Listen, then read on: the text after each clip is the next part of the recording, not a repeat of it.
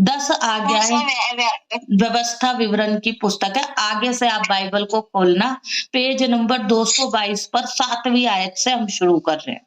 ठीक है, हाँ, व्यवस्था विवरण अध्याय 5 और उसकी 7वीं आयत से मैं यहाँ पर पढ़ रही हूँ। परमेश्वर का वचन जब हम पढ़ते हैं तो प्रभु का वचन हमें बताता है कि मुझे छोड़ दूसरे को परमेश्वर कहकर, ईश्वर कहकर ना मानना। हालेलुया। पहली आयत ही हमें एक इंस्ट्रक्शन देती है, एक चेतावनी देती है, और वो चेतावनी क्या है कि तू मुझे छोड़ किसी और को, दूसरे को परमेश्वर करके ना मानना। हालेलुया।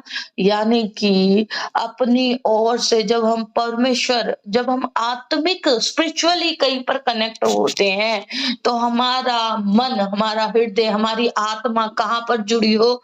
सच्चे परमेश्वर की ओर जुड़ी हो, और हम उसको छोड़ किसी और को परमेश्वर कहकर ना माने। हालेलुया।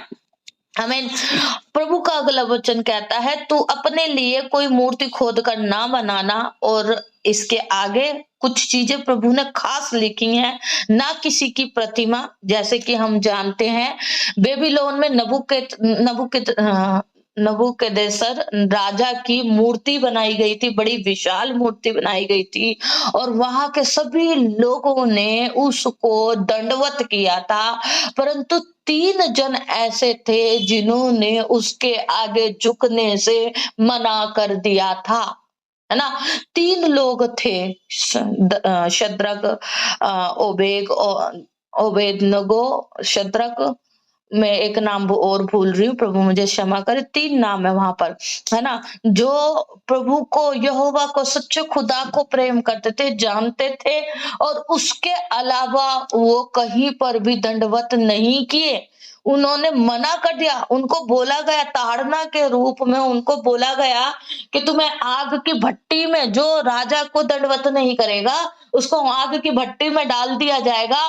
परंतु तब भी उन्होंने उससे डरे नहीं, भयभीत नहीं हुए अपने अंजाम से, और उन्होंने सच्चे परमेश्वर को थामे रखा। और ऐसा प्रेम प्रभु आपसे मुझसे चाहता है। हालेलुया, आमीन। ऐसा प्रेम प्रभु आपसे मुझसे चाहता है, और परमेश्वर का धन्यवाद मैं करती हूँ। वहां पर प्रभु का वचन हमें क्या बताता है? उस राजा ने कहा, इस जो भट्टी को और कई गुना ज्यादा जो है आग से भर दो, और बढ़ा दो इसकी आग, इसकी तपन और बढ़ा दो। फिर भी वो भयभीत नहीं हुए, फिर भी उन्होंने उस राजा को दंडवत नहीं किया, और वहां पर उनको एक साथ बांधकर उस आग की भट्टी में डाल दिया गया। लेकिन फिर भी परमेश्वर के वो अनुग्रह में बने रहे, परमेश्वर से प्रेम में बने रहे, और वो भयभीत नहीं हुए। वो जानते थे अपने सच्चे खुदा की सामर्थ्य को, और परमेश्वर ने क्या दिखाया उस राजा को, नबूकदनेस्सर राजा को, कि वहां 3 नहीं परंतु 4 जन मैं देख पा रहा हूं, और वो घूम रहे हैं। उनके बंधन खुल गए, जो बंधन वो राजा ने बांधे थे, उनको बांधा था, वो खुल गए थे। हालेलुया, वो रस्सियां जल गई थी। हालेलुया। ऐसे प्रभु आपको, मुझको बंधनों से छुड़ाता है, ऐसे छुटकारा देता है, ऐसे वो अपने डरवों पर आंच नहीं आने देता। हालेलुया, आमीन। तो इसीलिए प्रभु का वचन कहता है कि तू किसी की प्रतिमा ना बनाना, जो आकाश में है या पृथ्वी पर। आकाश में पंछी, आपने देखा होगा बहुत से लोग है ना, कई पंछियों की भी पूजा करते हैं, है ना, देखा होगा, पूजा करते हैं, उनको दंडवत करते हैं कि इसकी सवारी है, उसकी सवारी है ना, करते हैं ना। ना आकाश में, ना पृथ्वी पर। कई लोग मनुष्य को गुरु मान के या परमेश्वर मानकर जो है पूजते हैं, प्रभु ने मना किया है। और या पृथ्वी के जल में, चाहे जल में ही रहने वाले जीव जंतु क्यों ना हो, उनको भी आप दंडवत ना करे। प्रभु का वचन हमें कहता है, तू उनको दंडवत ना करना, ना उनकी उपासना करना, क्योंकि मैं तेरा परमेश्वर, जलन रखने वाला परमेश्वर। प्रभु बता रहा है, पहले ही बता रहे, चेतावनी दे रहा है प्रभु कि मैं जलन रखने वाला परमेश्वर हूँ, और जो मुझसे बैर रखते हैं, जो मेरी इस बात को नहीं समझते, नहीं मानते, देखो प्रभु का वचन कहता है कि प्रभु का वचन ना पहुंचता है। आज ये आपके पास ये वचन पहुंचा है, अगर आप इस बात को सुन रहे हो। प्रभु चाहता है कि आज से, अभी से आप इस काम को अगर करते हैं, है ना, प्रत्येक सुनने वाले को से प्रभु यही अपेक्षा रखता है कि अपेक्षा रखता है कि अगर आज आपके पास, आपके कानों में ये वचन पड़ा है, तो आप इस वचन को सुन के अपने हृदय को परिवर्तित करें, तभी तो उद्धार आएगा। हालेलुया, आमीन। परमेश्वर का धन्यवाद हो। तो प्रभु कहता है कि मैं जलन रखने वाला परमेश्वर हूँ, और जो मुझसे बैर रखते हैं उनके बेटों, पोतों और पर पोतों को पितरों का दंड दिया करता हूँ। मतलब कि आने वाली 3 पीढ़ियों को परमेश्वर का वचन बता रहा है कि दंड दिया करता हूँ। हम तो आज जो कर रहे हैं, कितने लोग आज ये कर रहे हैं, आप जानते हैं, मैं भी जानती हूँ, हम सब जानते हैं। जिन्होंने आज सच्चे खुदा को जान लिया है, वो सब जानते हैं। हम भी कल तक इन चीजों में पड़े थे, है ना, लेकिन परमेश्वर की ज्योति हम पर चमकी, तो हमसे वो अंधकार दूर हो गया, जिस अंधकार में हम पड़े थे, जो हमें दिखाई नहीं देता था, समझ में नहीं आता था। तो प्रभु ने हमें वो अनुग्रह दिया, परमेश्वर का धन्यवाद हो। तो यहाँ पर प्रभु का वचन कह रहे हैं, मैं जलन रखने वाला परमेश्वर हूँ। जो कोई ऐसी करते, जो सच्चे खुदा को छोड़ दूसरे को ईश्वर मानते हैं, जो इस आकाश की, पृथ्वी की या जल में रहने वाले किसी भी व्यक्ति की, विशेष की, जानवर की, पशु की मूर्ति बनाकर पूजते हैं, उनको प्रभु कह रहा है मैं जलन रखने वाला परमेश्वर हूँ, और उनकी पीढ़ियों को, यानी कि पोतों, परपोतों को और उनके बेटों को ये सजा दिया करता हूँ। तो आज कितने लोग ऐसी चीजों में पड़े हैं, और वो उनकी जो जनरेशन है, वो भी उन दुखों को भोग रही है, और उनको पता भी नहीं होगा कि वो किन कारणों से वो सिचुएशंस में पड़े हैं, उन हालातों में पड़े हैं, उन बंधनों में पड़े हैं, और किन कारण से उन पे ये दंड आ रहे हैं, उनको पता भी नहीं होगा, क्योंकि वो जानते नहीं है। लेकिन आज प्रभु ने आप तक अपनी बात पहुंचा दी। आज प्रभु आपको स्वतंत्र कर रहा है। प्रभु चाहता है कि आपने अगर आज इस वचन को सुन लिया है, तो आप अपने हृदय को बदल ले। हालेलुया। यदि हमसे कोई गलती होती है, तो हम प्रभु से क्षमा मांगे। और जो मुझसे प्रेम रखते हैं और मेरी आज्ञाओं को मानते हैं, उन हजारों पर करुणा किया करता हूँ। प्रभु कह रहे हैं, जो मुझसे प्रेम रखते हैं, मेरी आज्ञाओं को मानते हैं, मैं उनको हजारों पर करुणा किया करता हूँ। मतलब कितनी बात कही है प्रभु ने, हजारों की। जो प्रभु की आज्ञा का पालन करते हैं, उनकी हजारों की, मतलब आपने अभी प्रभु ने जनरेशंस की बात की है, पहले बेटे, पोते और पर पोतों को दंड दिया करता हूँ, और यहाँ पर प्रभु कह रहे हैं हजारों को आशीष दिया करता हूँ। हालेलुया। करुणा रखता हूँ उनके लिए अपने हृदय में। परमेश्वर का धन्यवाद हो। हालेलुया, आमीन। आप कौन सा भाग चुनना चाहेंगे? कौन सा भाग चुनना चाहेंगे? हम परमेश्वर की आशीषों का, उसकी करुणा का भाग चुनना चाहेंगे। आमीन। अगली आयत प्रभु का वचन कहता है, तू अपने परमेश्वर का नाम व्यर्थ ना लेना। अब जो प्रभु पर विश्वास करते हैं, उसकी आज्ञाओं का पालन करते हैं, बहुत बार क्या होता है, हम प्रभु का नाम व्यर्थ लेते हैं, है ना। मतलब कि उस जगह पर अपने आप को सच्चा साबित करने के लिए, अपने आप के लिए, या अपना पक्ष रखने के लिए, कि हमारी बात का दबाव दूसरों पर पड़े, है ना, दूसरे हमें जो है दंडवत करे, या हम दूसरों की नजर में श्रेष्ठ हो जाए, तो हम क्या करते हैं, हम परमेश्वर के नाम का इस्तेमाल करते हैं, है ना। जी मैं तो बड़ी धर्मी हूँ जी, मैं तो उपवासी हूँ जी, मैं तो प्रभु के नाम से आती हूँ जी। हम सब जानते हैं, धनी व्यक्ति और निर्धन व्यक्ति जो भवन में पहुंचे, एक ने कहा, प्रभु मैं तो उपवास किया करता हूँ, दान दिया करता हूँ, मैं तो सभी आज्ञाओं का पालन करता हूँ, मैं इस निर्धन व्यक्ति की समान, इसके समान नहीं हूँ प्रभु। और वो कहता है कि प्रभु मुझे क्षमा कर, मुझ पापी पर दया कर प्रभु, हाँ मुझसे तेरे विरोध में जो भी गलतियां हुई हैं प्रभु, मुझे क्षमा कर। तो प्रभु किसकी प्रार्थना को स्वीकार करे? प्रभु उसकी जो दीन और नर्म होकर आया, जो हम्बल होकर आया। तो यदि हम परमेश्वर का नाम व्यर्थ लेते हैं, तो हम परमेश्वर का इस्तेमाल कर रहे हैं, हम घमंड से भरे हुए हैं, और प्रभु नहीं चाहता। प्रभु घमंडियों का सर नीचा करता है। हालेलुया, आमीन। और प्रभु यहाँ पर क्या कह रहा है कि तू अपने परमेश्वर का नाम व्यर्थ ना लेना। हमें प्रभु का नाम व्यर्थ नहीं लेना। हमें प्रभु का नाम लोगों को उठाने के लिए करना है। प्रभु का वचन क्या कहता है? उठ प्रकाशमान हो, आज तेरा सूर्य उदय हुआ है। आज तेरा तेज आज तुझ पर मेरा तेज प्रकट हुआ है और तू उठ प्रकाशमान हो। है ना? अर्थ क्या है? अर्थ ये है कि परमेश्वर का वचन तुझ तक पहुंचे हैं, प्रभु ने तुझे चुन लिया है। उठ और प्रभु की सेवा में लग जा। उठ और प्रभु का कार्य कर। उठ और प्रभु के अनुसार चल। हालेलुया। उठ और प्रभु का वचन लूका में क्या कहता है कि मुझे मुझे जो है परमेश्वर की ओर से क्या मिला कि मैं कंगालों को, ऐसे-ऐसे लोगों को जाऊँ और सुसमाचार सुनाऊँ। हालेलुया! आज आपके पास अगर सुसमाचार है, यदि आपके पास परमेश्वर का वचन है, यदि प्रभु आपको सेवा के लिए चुन लिया है, तो आप धनवान हैं। आप धनवान हैं। परमेश्वर के प्रभु का वचन क्या कहता है? परमेश्वर का वचन कहता है कि तुम स्वर्ग के धन की, स्वर्गीय धन की ओर अपनी आँखों को लगाओ। है ना?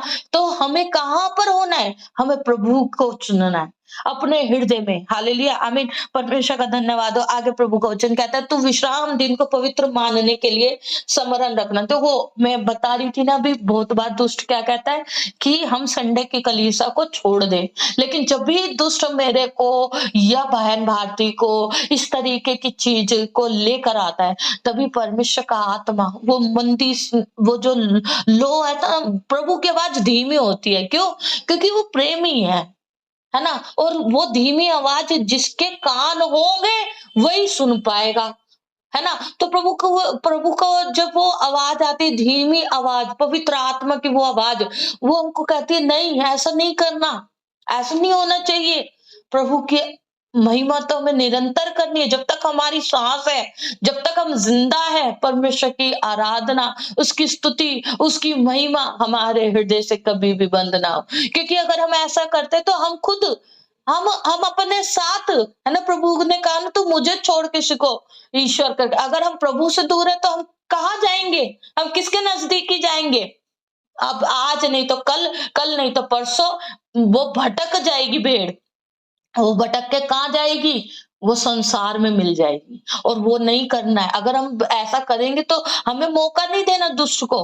है ना? वो आएगा, वो चोर की नाई आएगा, वो बोलेगा, लेकिन हमको ऐसा नहीं करना है। हमें विश्राम दिन को पवित्र मानना है। आप सोचो, 6 दिन के विषय में प्रभु ने बातें नहीं करी, लेकिन विश्राम दिन के लिए प्रभु ने कहा, क्योंकि वो परमेश्वर का भाग है। आप सोचो, वो परमेश्वर का भाग है और उसमें हमें प्रभु कहता है तू विश्राम दिन का को जो है पवित्र मानना। 6 दिन तो परिश्रम करके अपना सारा काम काज करना, 6 दिन तो तू सब बातों में लगा रहना, लेकिन 7वें दिन क्या है?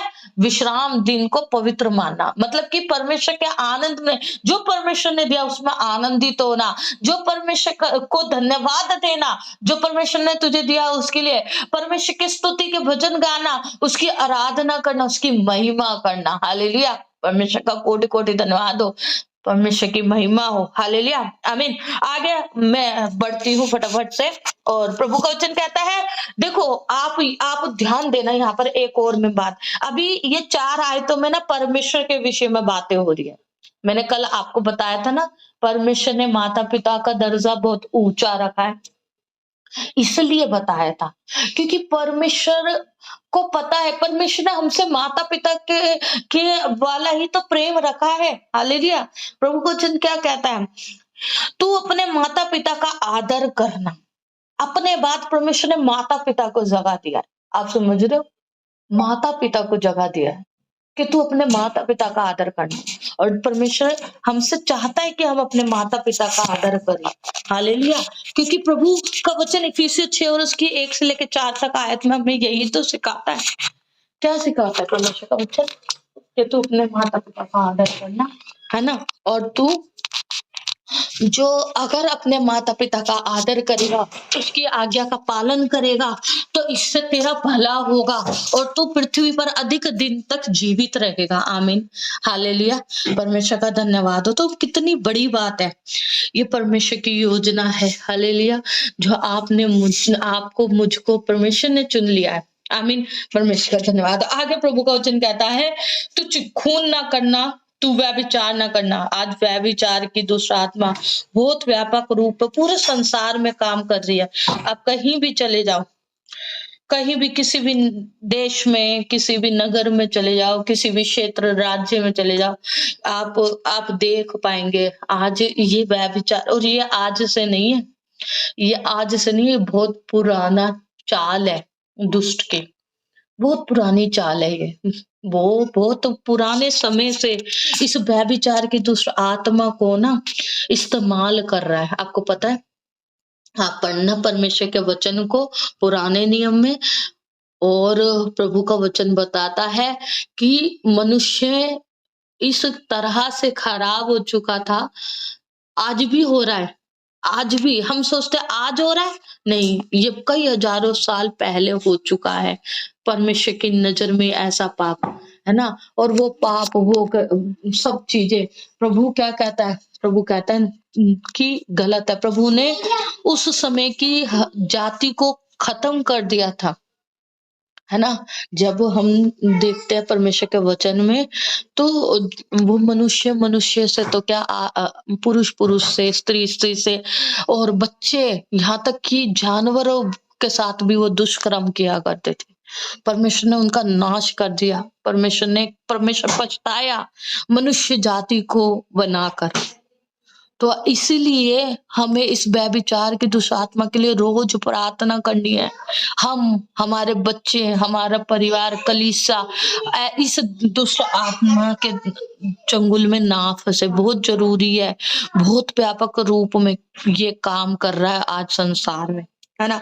तू चोरी ना करना, तू किसी के विरुद्ध झूठी साक्षी ना देना। प्रभु ने कहा किसी के लिए झूठ नहीं बोलना, किसी को झूठ बोल बोल कर नहीं फंसाना। मैं आज एक बात और बताना चाहती हूँ इसी के साथ, मत करें, सही बताऊं, नहीं करें। हमें प्रभु से प्रार्थना करें। मैं जानती हूँ मुश्किल होता है, दिक्कतें आती हैं, परेशानी होती है, बुरा लगता है, लेकिन है ना, मत करें ऐसे लोगों की चर्चा। प्रभु ने कहा है ऐसी बातों की चर्चा भी ना करो, है ना। मत करें, ना डिस्कस करें। हम प्रभु से प्रार्थना करेंगे कि प्रभु हमें ऐसा सामर्थ्य दे कि हम ऐसे बातें ना करें, है ना, कि हमें करनी ही नहीं है। जब हम नहीं करेंगे ना, तो ये जो है, ये हमारे को प्रभु से दूर नहीं कर पाएगा, है ना। हम प्रभु के नजदीकी में रहेंगे। तो किसी के घर का माल का लालच ना करना। हालेलुया। 10वीं आयत है, तो किसी के भी घर का लालच ना करना, किसी की पत्नी का लालच ना करना, किसी के माल का लालच ना करना। हालेलुया। तो लालच की दुष्ट आत्मा, आज लालच में आकर इंसान कुछ भी गलत काम करने को तैयार है। हमें नहीं करना, प्रभु हमें मना कर रहा है, क्योंकि प्रभु का वचन हमसे कहता है, मैं तुम्हारे मांगने से पहले जानता हूं कि तुम्हारी क्या आवश्यकता है। और सच में प्रभु हम तक वो जरूरतें, वो आवश्यकताएं पूरी करने के लिए अपनी मदद पहुंचाता है। वो कहां से आपके लिए मार्ग खोलेगा, कहां से वो रास्ता बनाएगा, आप सोच भी नहीं पाएंगे। हालेलुया। बीते दिनों में हमने राधा सिस्टर की कितनी अच्छी गवाही सुनी। वो परेशान हो रही थी, बिजली का बिल बढ़ के आया होगा, मुझे बिल भरना है, प्रभु मैं कैसे करूं, प्रभु इन्हीं पैसों में हो जाए, प्रभु प्रभु प्रभु प्रभु। उन्होंने प्रभु को पुकारा, उन्होंने प्रभु को अपना भाग चुन लिया। वो उस बिल को भरने से डर रही थी, घबरा रही थी, क्योंकि वो अपने कंडीशन को जानती है, लेकिन उनसे पहले प्रभु जानता है। प्रभु ने कहा तू देने के लिए नहीं, तुझे तो मैं लेने के लिए भेज रहा हूँ, जा वहां पर। आमीन। हालेलुया। कितनी धन्यवाद है। तो जो परमेश्वर के आंगनों में है, वो सदा वास करने पाएंगे। वो हमेशा वो आनंदित रहेंगे, वो प्रफुल्लित रहेंगे, वो खुश रहेंगे परमेश्वर की उपस्थिति में, और उसकी उसकी महिमा में बने रहेंगे। हालेलुया। आमीन। तो परमेश्वर का कोटि कोटि धन्यवाद हो। यहाँ पर जब हम परमेश्वर के वचन को पढ़ते हैं, इन्हीं 10 आज्ञाओं के विषय में प्रभु यीशु मसीह ने कहा, जो प्रभु यीशु मसीह ने नए नियम में कहा, ये सारी आज्ञाओं को एक आज्ञा पूरी करती है, और वो है परमेश्वर के वचन से हम लोग निकालेंगे क्या, तू अपने परमेश्वर को छोड़, अपने परमेश्वर को छोड़। जैसे प्रभु ने कहा तू अपने परमेश्वर को छोड़, दूसरे को ना पूजना, दूसरे की मूर्ति खोद कर ना बनाना। प्रभु परमेश्वर ने, प्रभु यीशु मसीह ने क्या कहा वचन में, कि तू अपने संपूर्ण मन, प्राण और शक्ति से क्या करना? यहोवा से प्रेम रखना। हालेलुया। किससे प्रेम रखना है हमको? यहोवा से प्रेम रखना है। आमीन। परमेश्वर का धन्यवाद हो। प्रभु का वचन क्या कहता है? ये सारी आज्ञाएं एक ही आज्ञा में पूर्ण हो जाती है कि तू अपने सारे मन, प्राण और शक्ति से, है ना, किससे प्रेम रखना है? परमेश्वर से प्रेम रखना है। मरकुस 12 और उसकी 30वीं आयत हमको बताती है, पेज नंबर 72 पर आपको मिल जाएगी। मरकुस 12 और उसकी 30 आयत, अगर आप निकाल ले पढ़ सकते हैं। हम पढ़ेंगे यहाँ पर मरकुस अध्याय 12 उसकी 30 आयत को।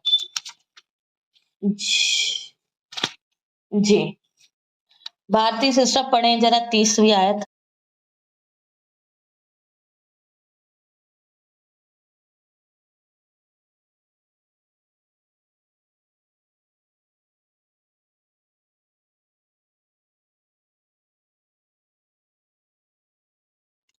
पेज नंबर 72 पे मिलेगा, मरकुस 12 और उसकी 30वीं आयत। आगे लिखा है, इससे बड़ी और कोई आज्ञा नहीं। समझ में आ रहा है? इससे बड़ी और कोई आज्ञा नहीं है। अगर हम इस आज्ञा को फॉलो करते हैं तो इसी में, इसमें इसका अर्थ क्या है कि तू अपने सारे शरीर, प्राण और अपनी बुद्धि से, शक्ति से प्रभु से, परमेश्वर से प्रेम रखना से आता है।